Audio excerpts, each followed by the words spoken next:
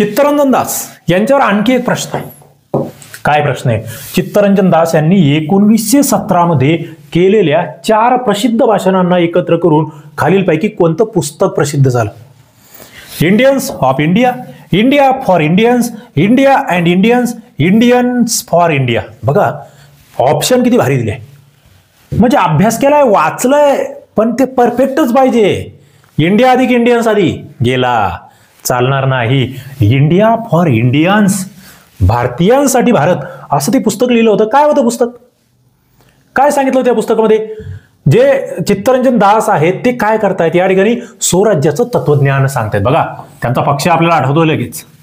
राजकीय स्वातंत्र्याची मागणी न करता, फक्त राजकीय स्वातंत्र्य नको, तर भारतीय संस्कृती, परंपरा, आत्माभिव्यक्ती यावर आधारित राष्ट्रवाद असला पाहिजे, हा पुरस्कार या ठिकाणी आहे या भाषणांमधून. हे पुस्तक त्यांच्या विचारांचा आधार बनतंय. त्यातून मग पुढे 1923 मध्ये स्वराज्य पक्षाची स्थापना होते.